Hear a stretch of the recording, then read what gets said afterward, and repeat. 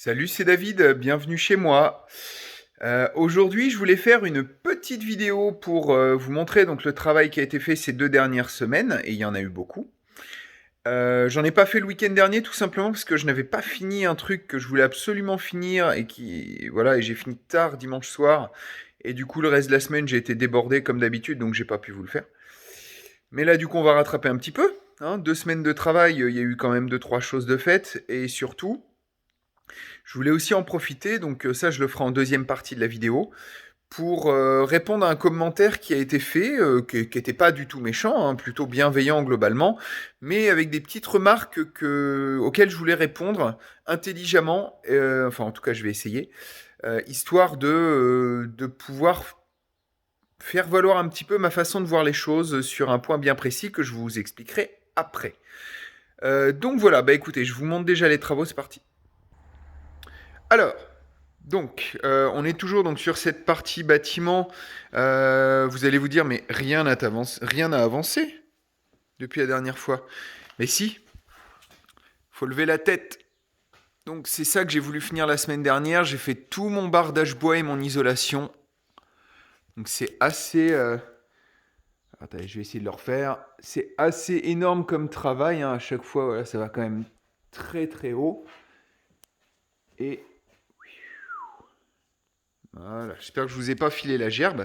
Donc c'était vraiment pour vous montrer un petit peu ce qui avait été fait. C'était un gros boulot, tout coupé, taillé comme il faut. Vous voyez, tout ce qui est un petit peu compliqué, c'est toutes les petites tailles comme ça, la poutre est pas parfaitement droite, toutes les petites tailles ici pour qu'il n'y ait pas trop d'espacement et tout ça.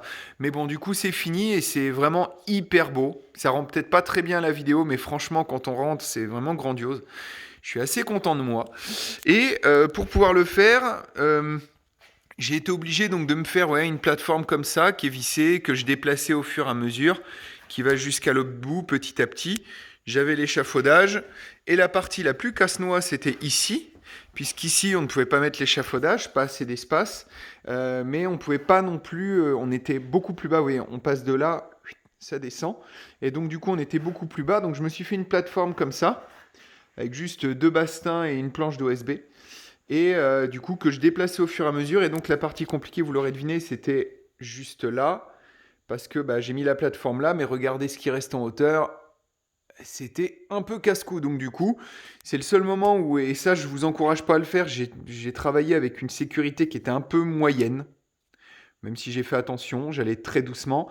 C'est que j'avais donc cette fameuse plateforme, là, sur laquelle je mettais un escabeau. J'étais sur la dernière marche de l'escabeau, les bras tendus pour mettre les dernières planches et dernières vis là-haut. Donc on est quand même à 5 mètres de haut. Donc voilà, bref. Je ne vous encourage pas à le faire, mais c'est fait, je suis bien content. Ce qui a été fait aussi, on a commencé à traiter le bois. Vous voyez, on voit, il a changé un petit peu de couleur, c'est très léger. À l'huile de lin et l'essence de térébenthine mélangée, passer un petit peu au bain-marie pour qu'elle soit tiède, qu'elle pénètre bien le bois. C'est un traitement qui est naturel, qui évite de respirer les émanations des produits chimiques.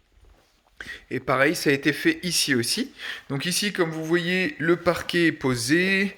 Donc ça, c'est toujours mon futur bureau. Ah, je vais pas brancher l'électricité. Tac. Ouh. Et Dieu dit que la lumière soit.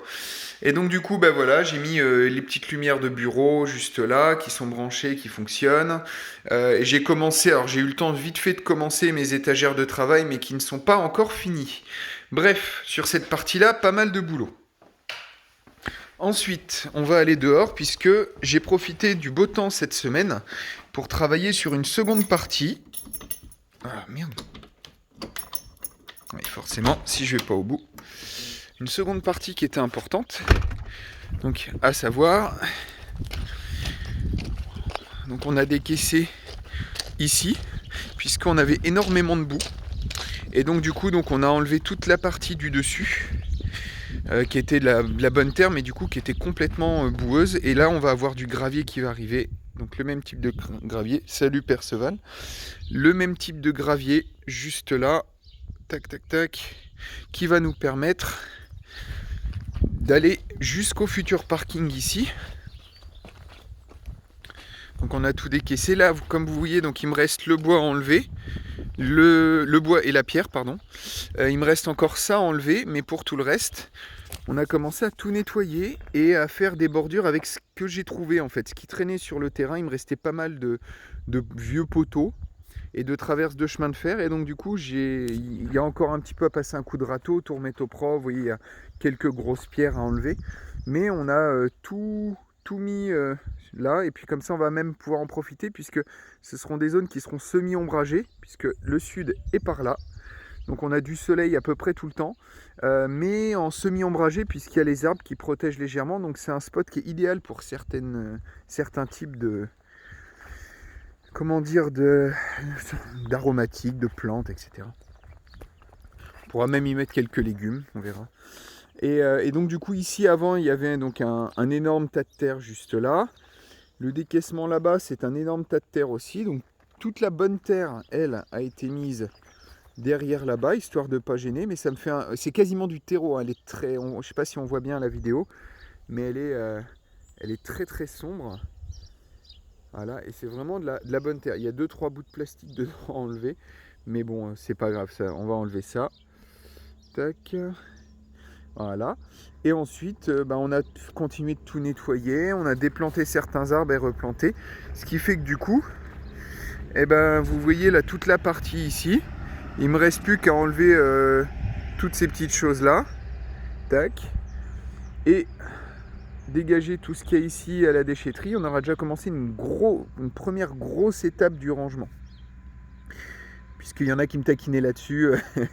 Ça y est, on a commencé à tout ranger.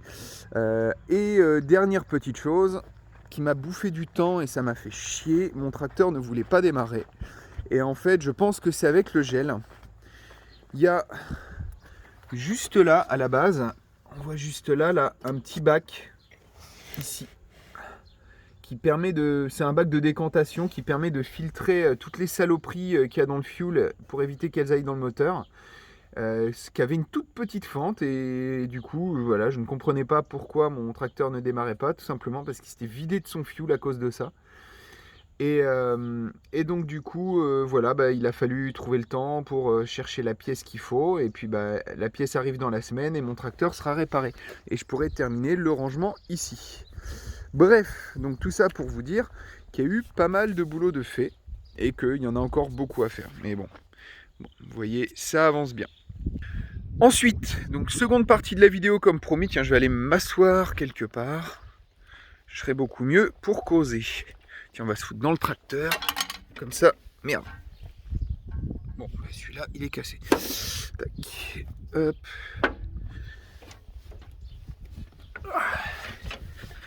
Comme ça, je vais pouvoir poser ici mon téléphone et répondre donc à la deuxième partie, enfin répondre aux commentaires en deuxième partie de vidéo.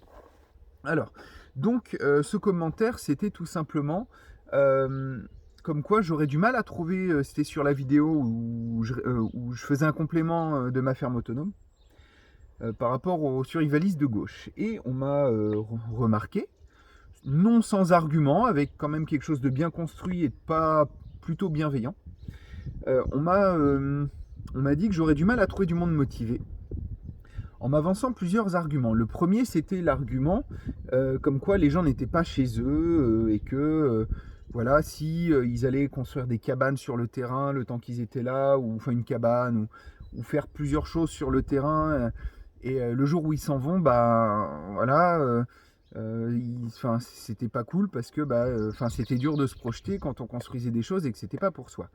La deuxième chose, c'était comme quoi j'exploitais plus ou moins les gens, quasiment de la dictature, l'horreur, quasiment le fascisme. Et comme quoi, donc du coup, voilà, je demandais des contreparties, qu'on m'aide et machin. Alors, je vais maintenant je vais faire ça comme un tableau en deux parties, les pour et les contre. Alors les contre, effectivement, si quelqu'un construit une cabane, par exemple, je sais pas, il récupère des palettes et fait une cabane qu'il ne peut pas récupérer en partant. Effectivement, c'est chiant. Quand tu démarres l'exploitation d'un terrain, si un jour tu dois partir ailleurs pour t'installer, c'est chiant. Effectivement, je suis d'accord. Après, euh, effectivement, le maraîchage, c'est du boulot. C'est chiant. Mais bon, après, c'est un choix. Tu le fais ici ou ailleurs, c'est un choix.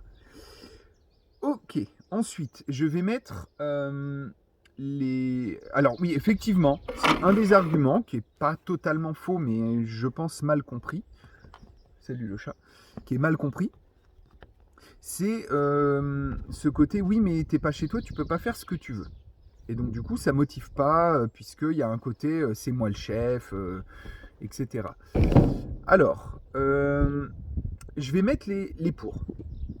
Les pour, c'est que tu n'as pas 800 euros de traite comme moi à payer tous les mois. Les pour, c'est que j'ai un tracteur que je prête gratuitement.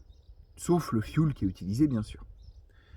Les pour, c'est que j'ai une grande remorque hydraulique que je prête gratuitement. Les pour, c'est que j'ai une bétonnière que je prête gratuitement. Le pour, c'est que j'ai des outils que je prête gratuitement. Le pour, désolé, j'ai eu un appel en même temps, j'ai dû raccrocher. Le pour, c'est que j'ai une tondeuse que je prête gratuitement. Le pour, c'est que tu n'as pas besoin de t'emmerder à créer un point de vente puisque c'est déjà moi qui prends de mon temps à moi pour gérer ton point de vente gratuitement. À part, bien sûr, il faut faire vivre le magasin, donc il y a forcément une petite partie, mais bon, si tu vas à n'importe quel point de vente, tu payes. Les pour, c'est que tu n'as pas à faire de communication puisque c'est moi qui m'en occupe de promouvoir le magasin et de ramener de la clientèle dans le magasin qui achètera tes fruits et tes légumes. Les pour, c'est que la seule chose que moi je demande à la base, c'est juste de me passer des légumes et pas n'importe quels légumes. Les invendables, les pas beaux, les pas calibrés, ceux que les gens n'achètent pas. Ceux qui commencent à être un peu pourris, mais moi je m'en tamponne parce que je récupère ce qui est encore bon. Quelle contrepartie difficile. Moi je pense que c'est plutôt dans les pour, hein, parce que finalement il y a un peu moins de pertes et c'est la seule chose que je demande. Les pour, c'est que je prête un terrain gratuitement. Le pour, c'est que sur place il y a déjà des fruits et des légumes que je prête, qui sont là, des fruits plutôt, et des aromatiques que tu peux te servir, voilà. Les pommes, il y en a plein, on peut se servir, et le tout gratuitement.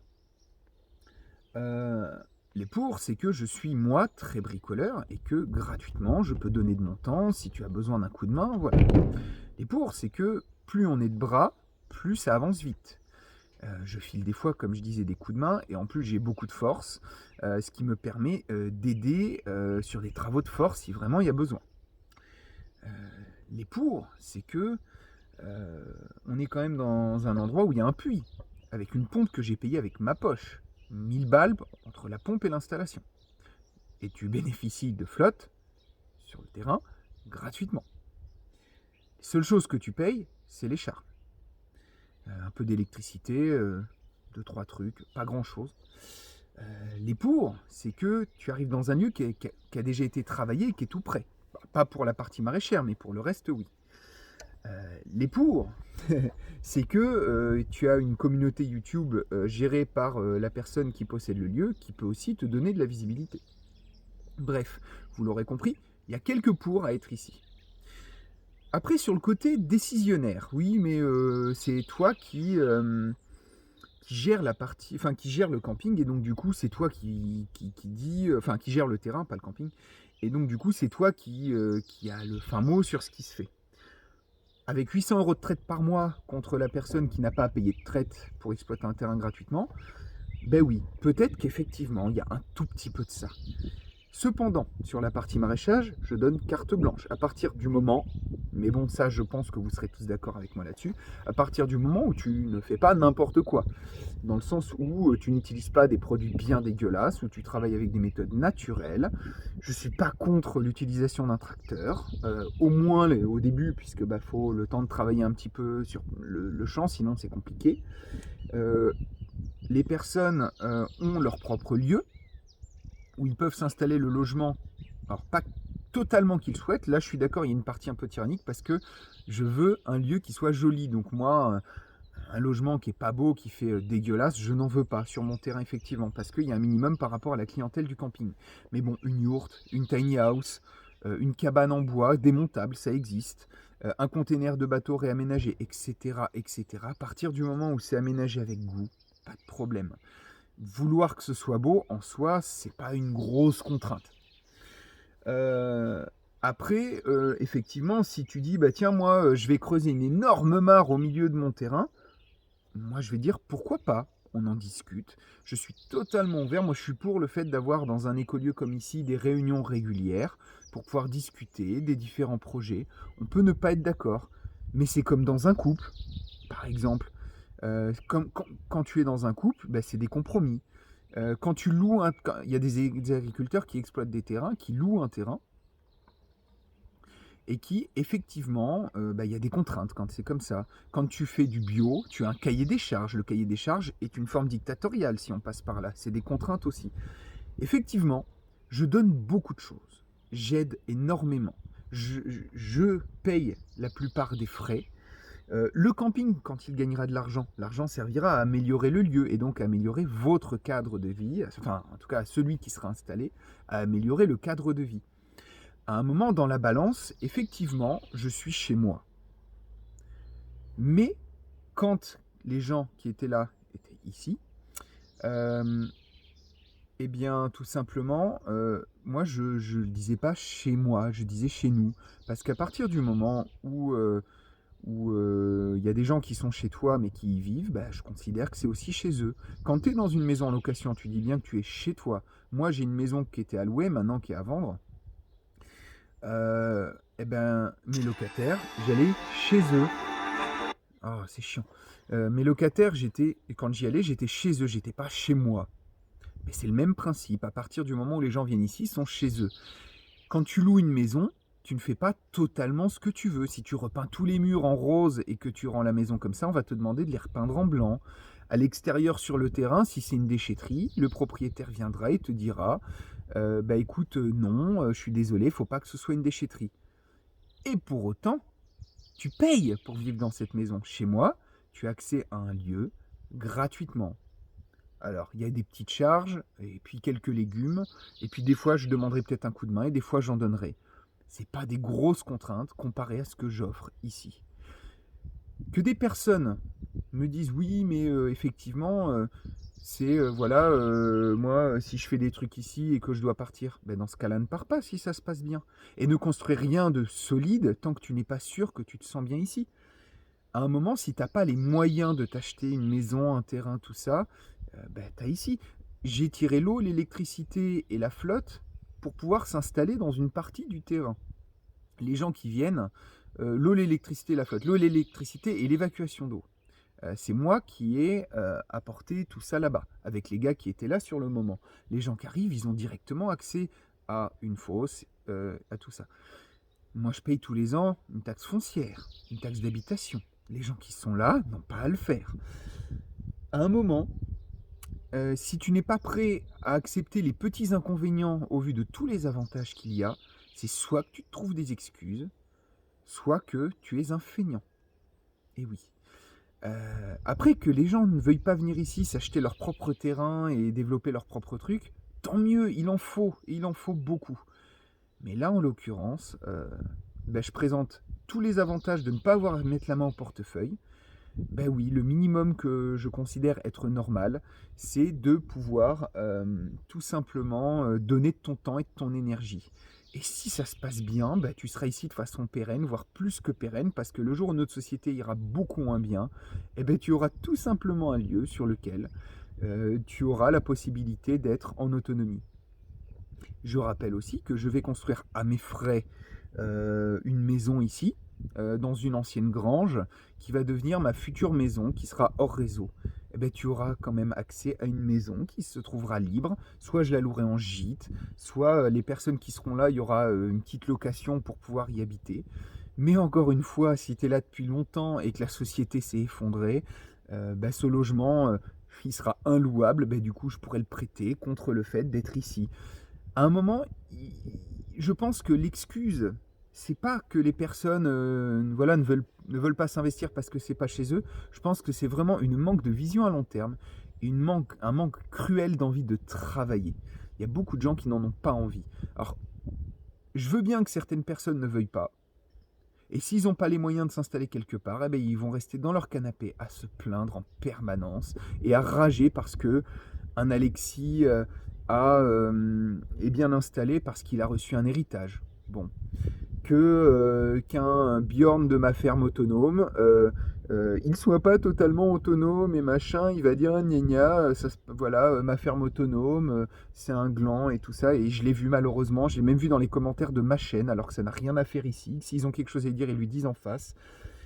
Et c'est des gens qui vont être dans leur canapé à rien glander. Ben, c'est typiquement les mêmes qui vont dire oui, moi je veux pas aller là-bas parce que j'ai machin de ça. Alors, c'était pas du tout le cas de la personne qui a mis le commentaire, je précise bien. Mais je voulais contre-argumenter par rapport à ce qu'il avait dit. Donc voilà, je pense que j'ai amené ma façon de voir les choses. Si les personnes ne sont pas d'accord avec ça, ben, qu'elles ne viennent pas. Et s'il y a des gens qui ont vraiment envie de se bouger le cul, qui n'ont pas les moyens de s'installer, mais qui ont la rage et la motivation de s'installer quelque part, il y a un lieu où il y a quand même déjà beaucoup de choses de mise en place qui leur permettra de, on va dire, d'avoir un tremplin pour être plus rapidement autonome et pas d'arriver dans un lieu comme moi où ça fait 1 an et demi que je travaille et où je commence à peine à ranger parce qu'il y avait tellement de boulot. Bon, il y a la partie exploitation du camping, mais cette exploitation servira à beaucoup d'autres personnes. Bref, j'espère avoir été assez clair dans mes propos. Ce n'était pas une réponse de rageux. Il y a de l'émotion dedans. Je pense que ça se ressent, mais c'est normal. Par contre, la contrepartie, voilà, les contreparties sont quand même intéressantes et donc je considère que le fait que je sois chez moi et que voilà, j'ai un mot à dire sur ce qui se passe chez moi, ça me paraît normal. Je suis pas un chef, je suis pas un tyran, je suis pas un dictateur. Euh, et, euh, et voilà. Et à partir du moment, voilà, on va dire, je suis ton proprio. T'es comme mon locataire, sauf que je te prête des trucs gratuitement.